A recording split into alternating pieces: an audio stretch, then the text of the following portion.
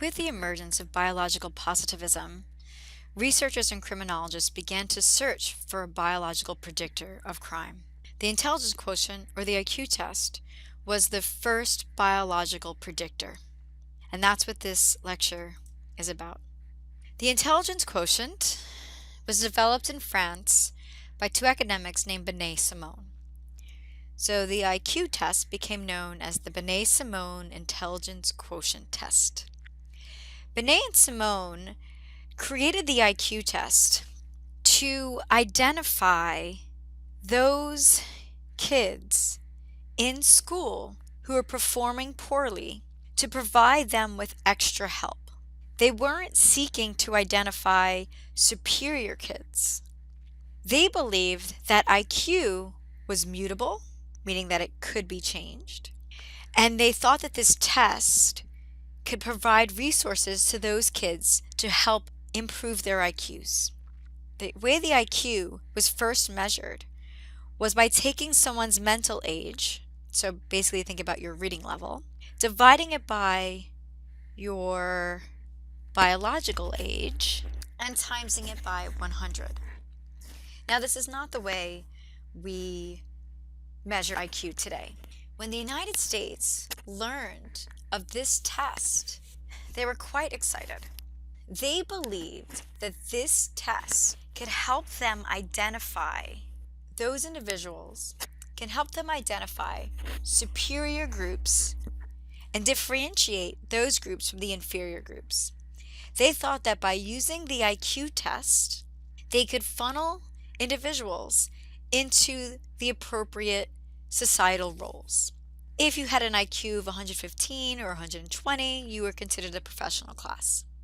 If you had an IQ of 75 or 85, you were put in the semi-skilled class or the semi-skilled jobs. If you had an IQ below 75, you were considered feeble-minded.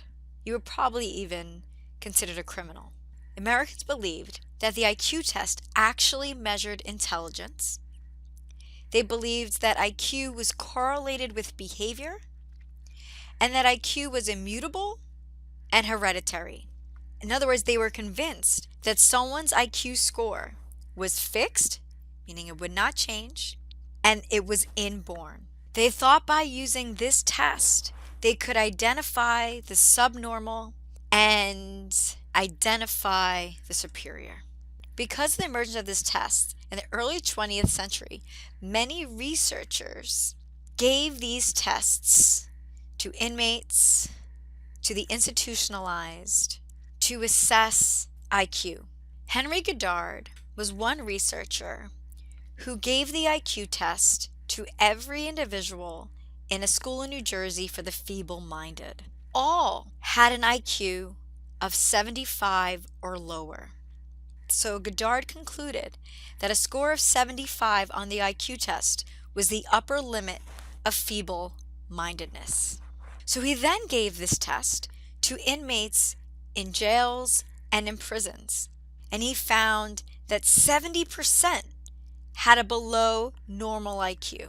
So 70% had an IQ technically below 80. Goddard's findings greatly impacted American policies. Just to give you some context, the IQ test was developed around the 1860s. This is the end of the U.S. Civil War. We are experiencing rapid transformation in this country. Slavery has ended. More immigrants are moving to the United States. We are seeing a growth in poverty. We're seeing the emergence of new diseases. And the established Americans of the time felt threatened. Many of these established Americans began a eugenics movement. They believed that they could save the nation by protecting its stock from degeneration. They wanted to reject the unfit, prevent the unfit from reproducing, and encouraging the fit to procreate.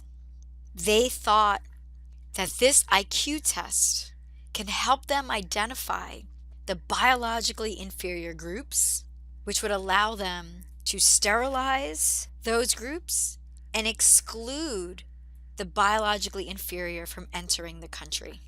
30 U.S. states had laws based on the eugenics movement. Miscegenation laws, laws that forbade biracial couples from procreating, from marrying, were also part of the eugenics movement.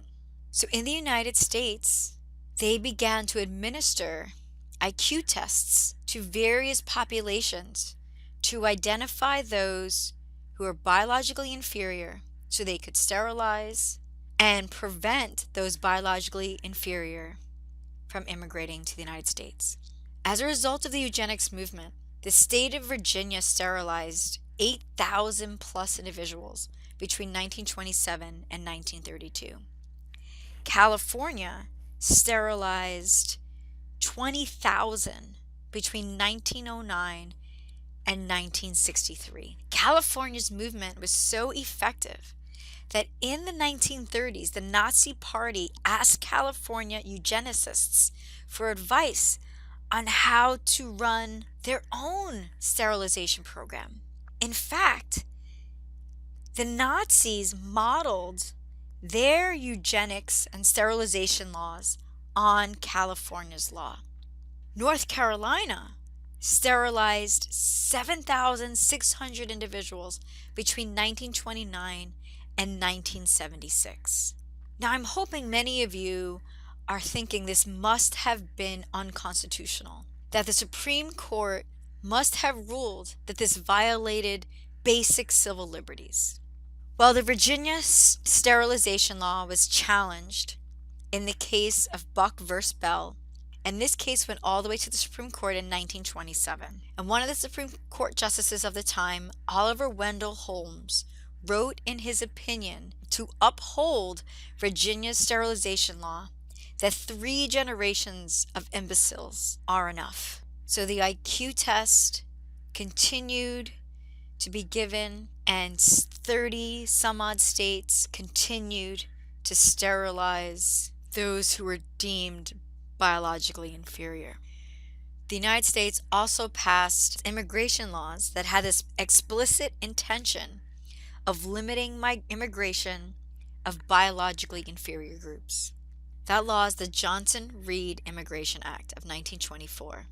The individuals most affected by this law during this time were Southern and Eastern Europeans. Later studies assessed the relationship between IQ and behavior. One important study looked at both prisoners and draftees and found no difference in IQ between those who were prisoners and those who were drafted into the military. And in some cases, prisoners actually had higher IQs than those drafted. We also began to see that those individuals from Southern Eastern European countries who had low IQs, over time living in the United States and attending schools, actually increased their IQ score, calling into question the immutability of the IQ. Despite those studies, this argument was revisited in 1994 by Herrnstein and Murray in their book The Bell Curve: Intelligence and Class Structure in American Life. In their book, they present various data to demonstrate that race determines IQ. In fact, they rank racial and ethnic groups based on IQ. They put Asians at the top with the highest IQ, followed by whites, then Mexicans, then blacks. And using crime data, they demonstrate how IQ is also linked to delinquency and crime. You find prevalence of crime among blacks and Mexicans, less so among whites, and even fewer crimes among Asians. They argued that a low IQ is associated with the inability to morally reason and low cognitive performance. They claim that blacks are cognitively and morally inferior by nature. Consequently, Hernston and Murray describe a polarization of intelligence in the United States, in which those with higher IQs are having fewer children than those with lower IQs.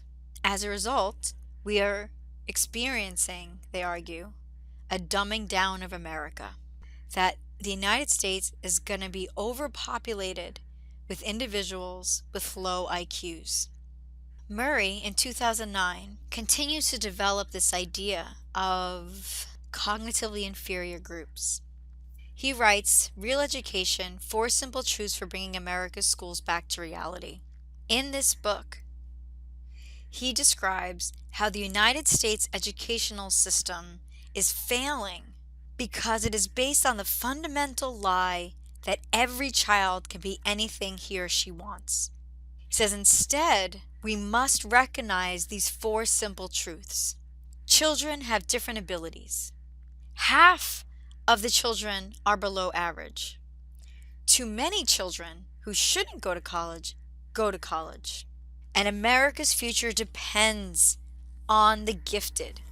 He says we must divert our resources away from those who are below average and focus on those who are truly gifted. These gifted people are America's future leaders. They are the only group who can enjoy college productively. The non-gifted should not be told to go to college. They should be channeled into semi-skilled work. Once we shift that focus, we can have high-achieving schools again. I'm looking forward to reading your discussion board comments regarding this lecture.